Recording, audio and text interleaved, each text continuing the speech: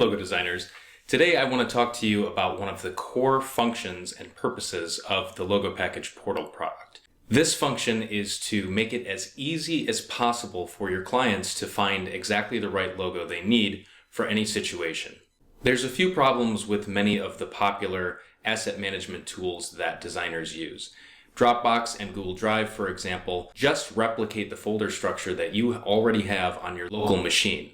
It's a lot of folders, it's a lot of files, it's very confusing for clients.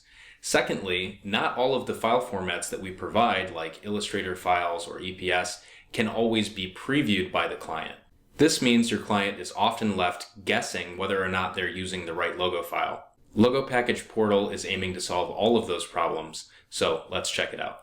So here we are back on a project page for Logo Package Portal, and our famous leaf logo is making a return for this demonstration. Let's take a look at all the things we've done to make it as easy as possible for your clients to find the logo that they need. First off, there's just a grid of all of the logos that your client has access to. It's visual, it's right there, you just point and click. Then we have the filters. These are dead simple filters which use language that your clients are used to help them find the logo they need. First off, they can filter by color. So what color do you need? Do you want the full color? Do you want black, white, inverted?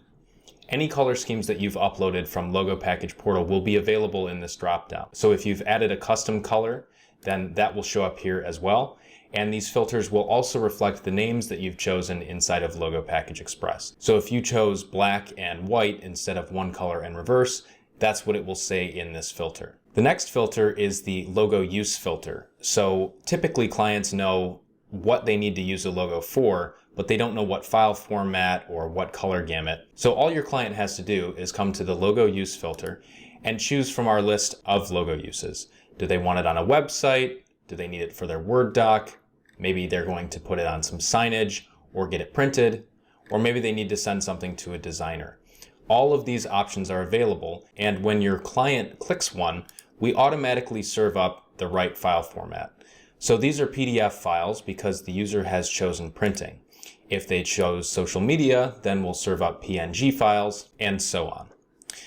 Additionally, you may have noticed that we have these little pills at the top of the page.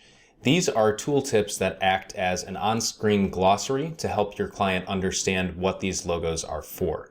So you can see we have a sort of description of the use that they have chosen, of whether a file is pixel-based or vector-based, a description of the file format that they have selected or that we have chosen for them, and the color gamut that these files are going to be used in. Oftentimes clients hear these terms from designers, but they don't really know what that means, so this should help out a lot. Now these are the basic filters. If your client is a little bit more savvy and understands file formats, or they've gotten a specific request from a printer or a vendor, then they can come to the advanced filters. When you open up the advanced filters, you'll see information about the color gamut, and it will allow you to choose other file formats that also work for the use that they have chosen. If there are no file formats available under a certain criteria, then we will display a message that says that.